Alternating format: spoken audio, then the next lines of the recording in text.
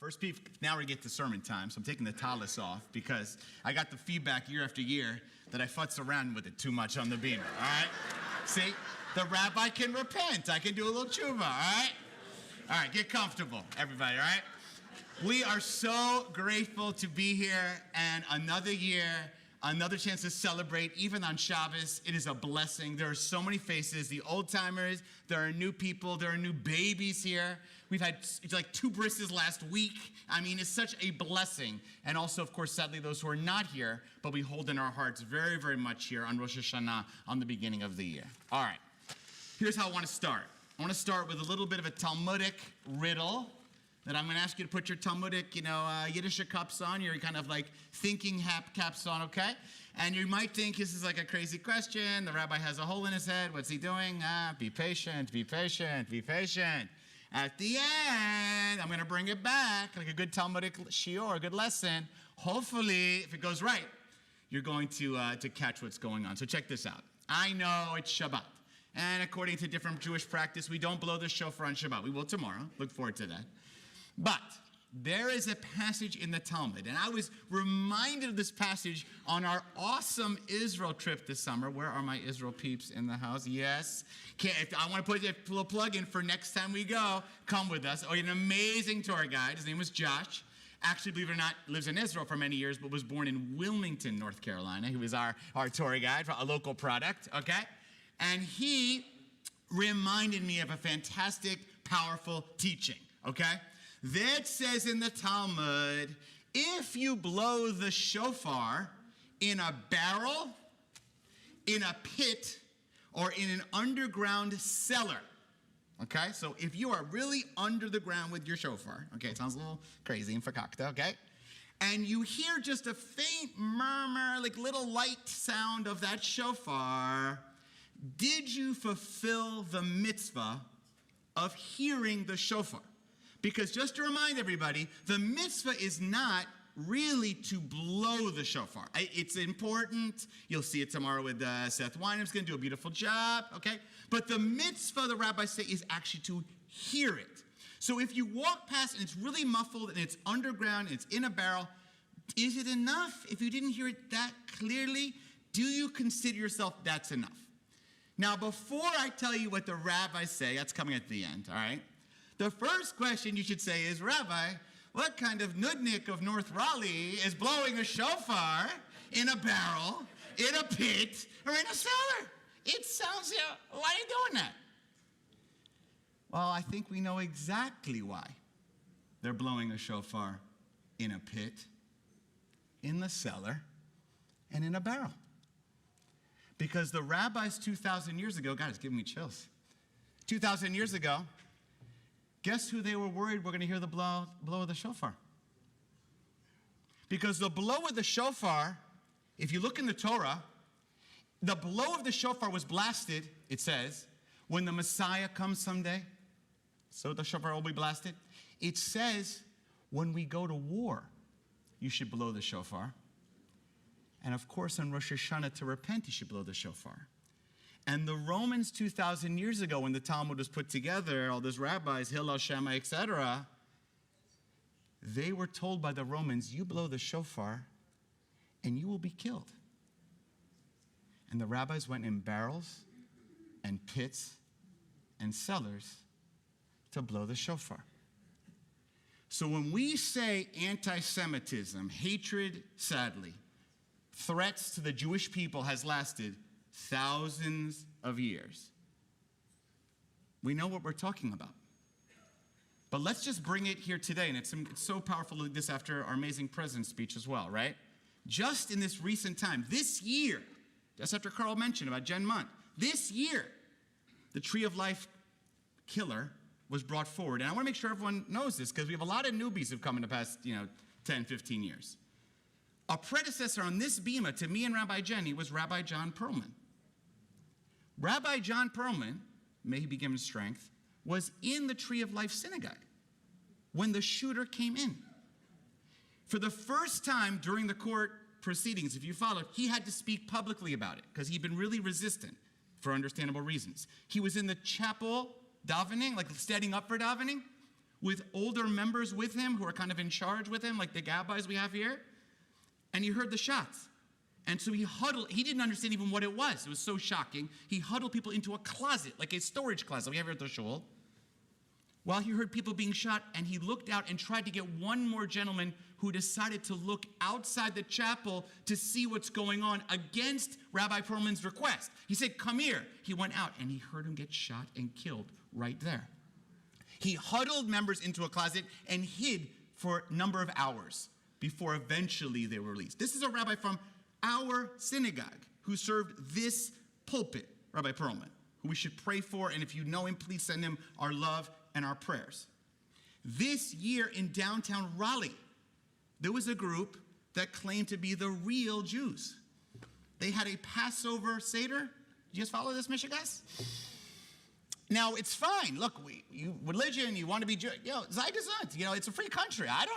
What do I care? You want to claim you're Jewish? Great. Seriously, I really, totally do not care. But their language, the reason it was so controversial and it got into the news is because they claim that others are the quote-unquote fake Jews and use kind of a violent rhetoric around it that we need to prove who's the real Jews and who's not the real Jews, which ups the ante against, we'll just say, other Jewish communities, okay?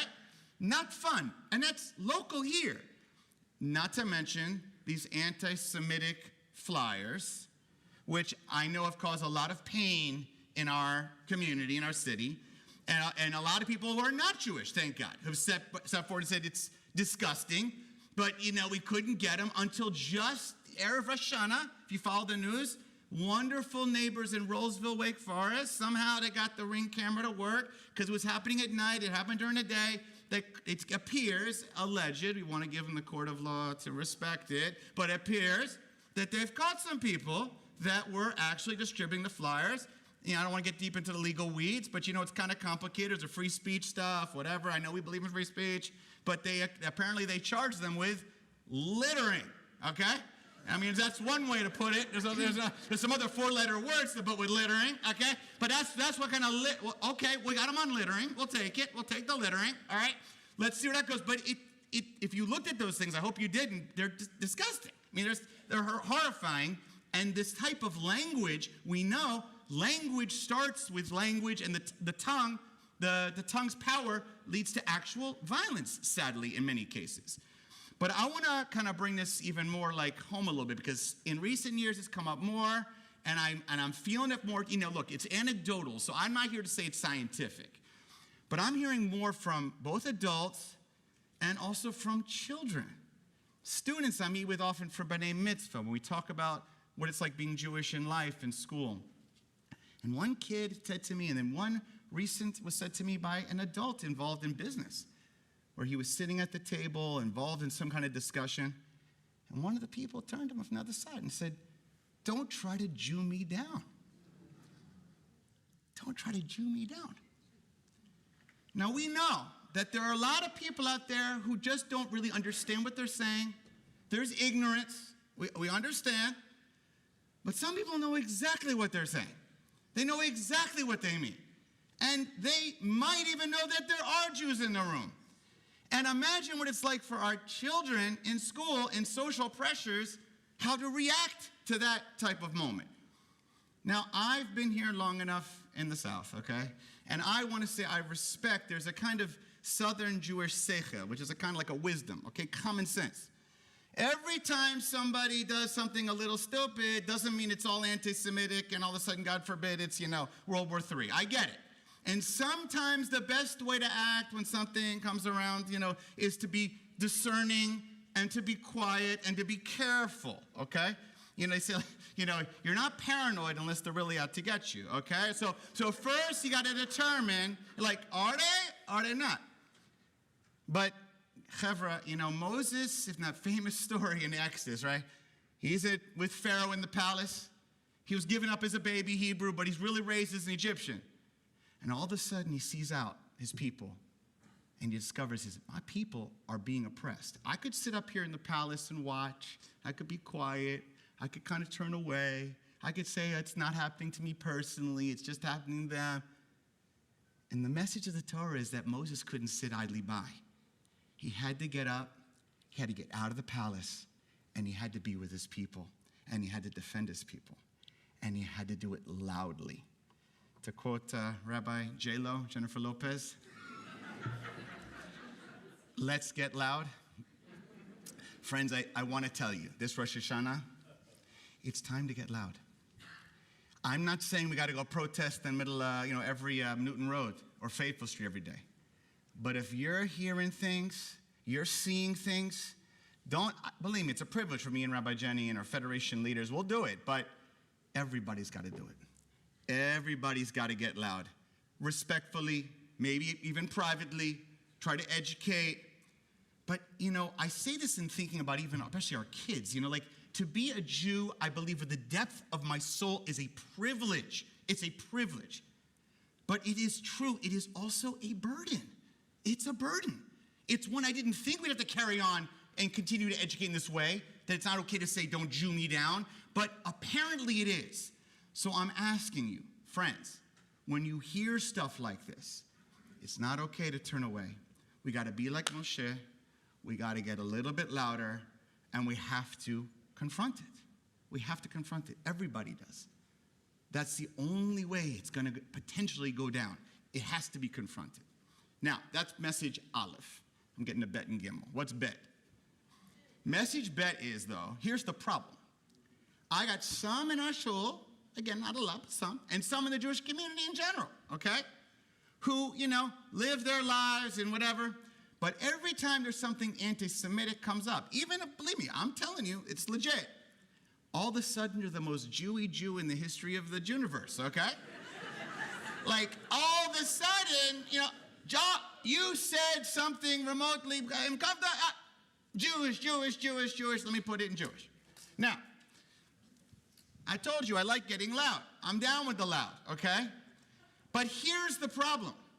If only time we get really fired up about being Jewish or Jewish identity or Judaism or Jewish community or JCC or whatever it is when the anti-Semites come out to get us, right? The main problem there is that is a victim's mentality. Victimhood means that I am only in response to, it's like what Steve mentioned too, in response to my adversary, I get loud. Not because of what's organic to my Jewishness, but I respond to it. And this issue on victimization, victimhood, guys, no one, I say, put it up there, peoples of the world. We could spend a lot of time being victims. If we really took every pogrom, the Shoah, the Holocaust, the Inquisition, the Romans, the Greeks, you go down the list, you could live all the calendar of the year. We could have a day for a yard site for another Jewish community that was decimated if we wanted to. If you added the modern state of Israel, we could do terrorist attacks and wars. It'd be unending. But what's the wisdom? There is really one day of the year. You could argue two. But there's one day of the year in the summer. It's called Tisha B'Av. This is what Andrei Spokolny gives a very powerful Devar Torah about. Tisha B'Av is one of the more lesser-known holidays because it happens in the summer. Everybody's at Wrightsville Beach, I know, okay? But on Tisha B'Av is when we go and say, Oy Lanu. And we say the first temple's destroyed, the second temple's destroyed, the Inquisition, all of it, the Crusades, all of it into one day. And he says, well, why do we focus so much on one day? Now, again, we have a separate day for Yom HaShoah, so I'll say it's a slight exception. But aside from the Holocaust remembrance, everything goes in one day. We could be all days of the year. Why? Because if we did it for every single time we've been decimated, attacked, anti-Semitic things occurred, anti-Jewish things, then all we have is a calendar of victimhood. A calendar where we don't celebrate. All we do on the calendar is remember how we were attacked. That's not a way to be Jewish. Victims are in response.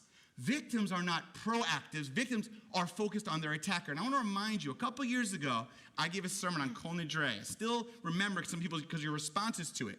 But this woman named Eva Kor. Eva Kor, may she rest in peace, was a Holocaust survivor. In Auschwitz, she had a sister. You can Google her up. It's an unbelievable story. Mengele did, his name be erased, did experiments on her and her sister.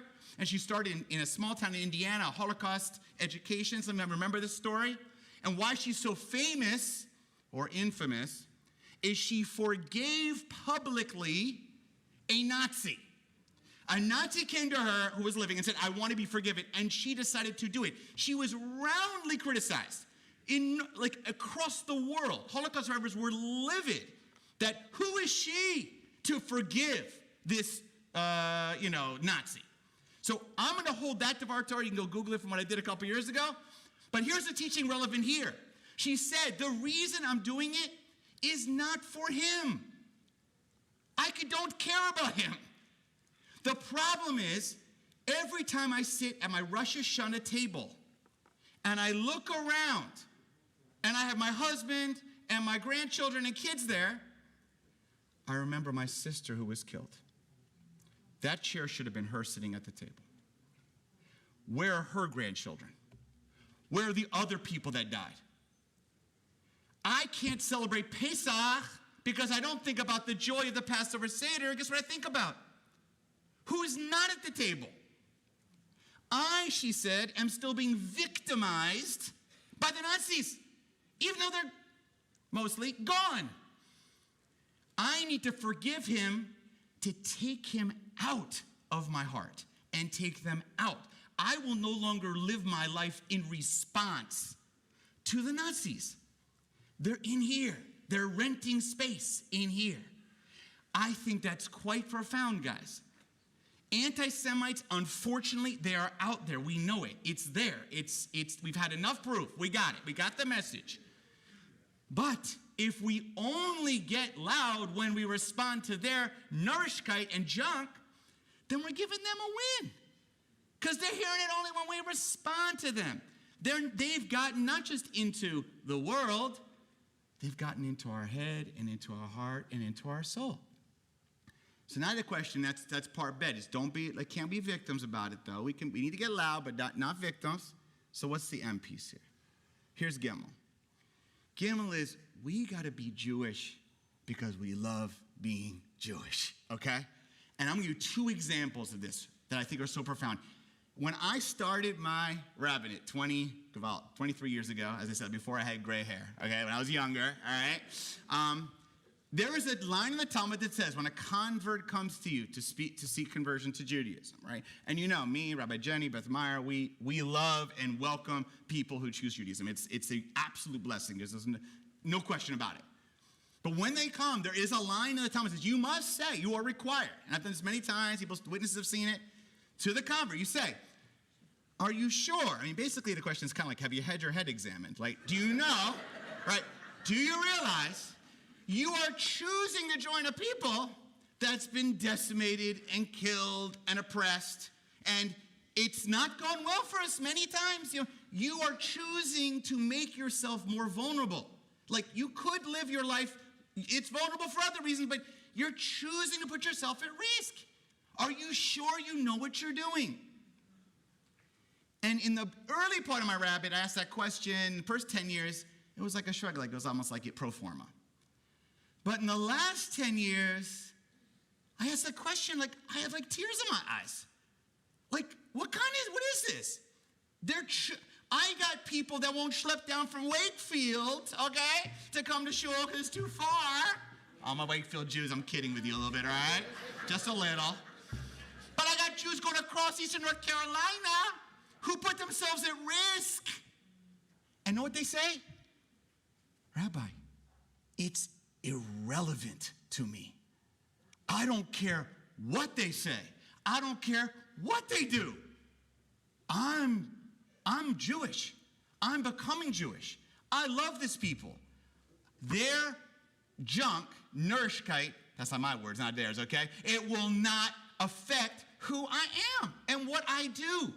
They're irrelevant to me. And some of those anti-Semites, guys, are in the converts' own family.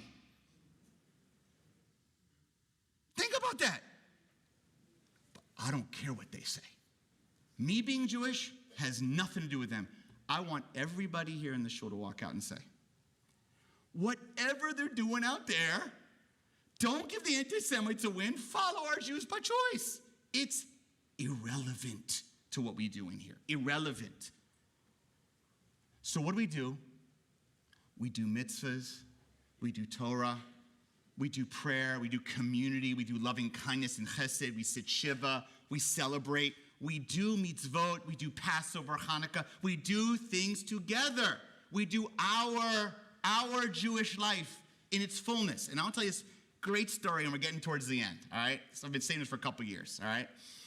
And now, a number of years ago, I got a call into the office, said, Rabbi, this person wants to meet with you. Didn't recognize the name.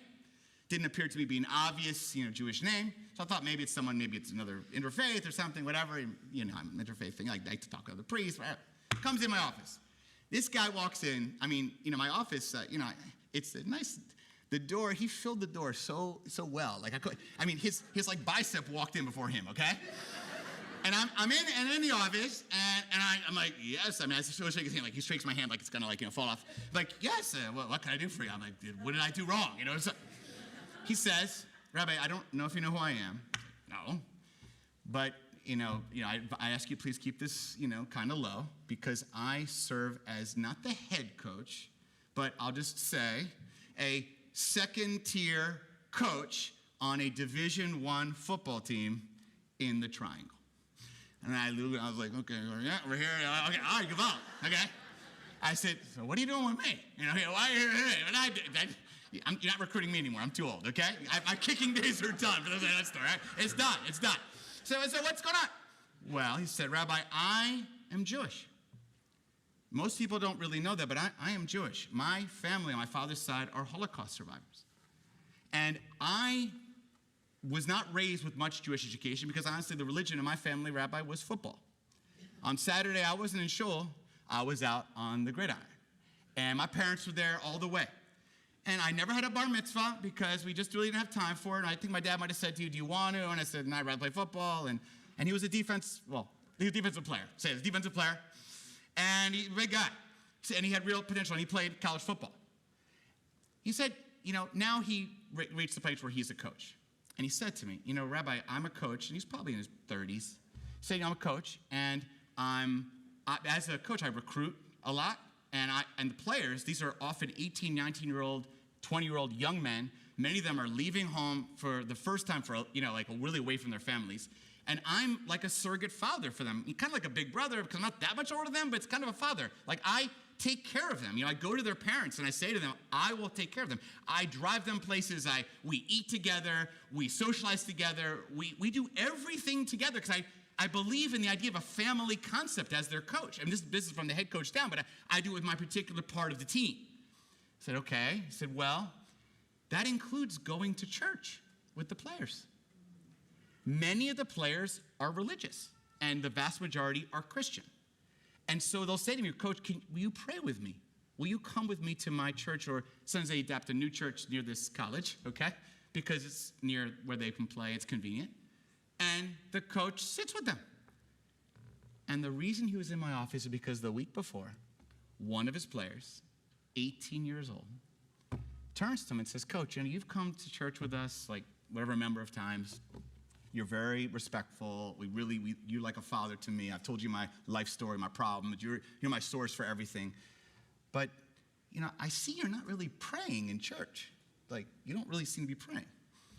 And the coach said, well, I'm not exactly comfortable. And he said, well, do you believe in God? And the coach said, yeah, I believe in God. And he said, well, then why aren't you praying? He said, well, because I'm not Christian. I'm Jewish. And the football player said, then why haven't I ever seen you in synagogue? And the coach said, Rabbi Eric Solomon. And what happened there is he took a class, he started studying a little bit with me, and he began on a Jewish journey. What he said to me in my office was, he said, Rabbi, the only way to find myself as a Jew really was that my grandparents were Holocaust survivors. People said, are you a Jew? I said, yes, because my grandparents were Shoah survivors. But I realized at a certain point that that's not enough. That's not enough. I need to know something about who I am, where I come from. What are my traditions? What is the indigenous wisdom of my Torah? And he started on that journey right there due to the football player. He said it's not enough to respond to an anti-Semitic way, quote unquote, to be Jewish. I got to be Jewish on my own. And this is where I'm going to wrap up here. Famous story I love. And you've heard this one before, but I have a new twist. Some of you heard it before, a twist. Hugo Gryn. Hugo Gryn, a famous British rabbi, may rest in peace, was in Auschwitz with his father. And the famous story I've told on Hanukkah many years, it's a very great Hanukkah teaching, but it has a little twist here, is it was Hanukkah time, and they were starving. And his father took his very meager rations and traded them in to get a couple wicks and wax to light a Hanukkah. It's a famous story. You can Google it. And his son was 14, 15. He said, Dad, are you crazy? You have a hole in your head. We're not going to light a Hanukkah in Auschwitz. We're going to get killed. And his father said a famous line to him, which he's used many times before. He said, son, you can live 3 weeks without food. We know this. 3 days without water. You can't live 3 minutes without hope. And he lit the Hanukkah. Now, what's profound about that here is in the middle of a death camp, in Hitler's face, may his name be erased, he did a mitzvah. He lit a Hanukkah. It was irrelevant of where he was. If they can do that in Auschwitz, Chevra, we can do it on Newton Road, okay? I don't care what they're doing out there. What they're doing. Oh, we're going to blow the shofar. Very, very loud, okay? And I don't care what they think.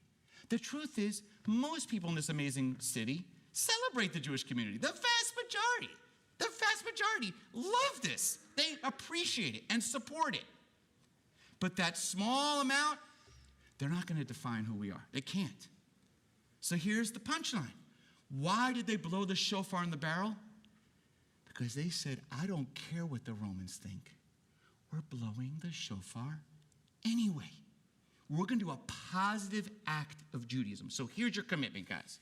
If you're sick of anti-Semitism like all of us are, then not only you got to get loud, not only going to avoid just being a victim about it, because it can't be the defining nature of who you are, you're going to say, I'm going to be more Jewish. I'm going to do more mitzvahs. I'm going to be more involved in Jewish life. I'm going to be more attendance to davening and learning the Torah, being proud. I'm going to shush people down if they say anti-Semitic slurs around me. I'm not going to be quiet and turn the other way. I'm going to step up. I'm not asking you to go step up to a degree of super annoying, but enough of the let's be quiet and let's not, no. If they're blowing shofars in the cellar, if they're lighting Hanukkahs in Auschwitz, then we can speak up here positively in this current environment. As complicated as it is, we can speak up and do more mitzvot. Tzedakah, we do more of it. Torah learning, more of it. Prayer, more of it. That is what our people has done for millennia. In response to anti-Semites quoting the Jews by choice, it will be irrelevant. I pray in this year to come that we continue to be proud Jews and make them irrelevant to us. Shana Tova Umetuka.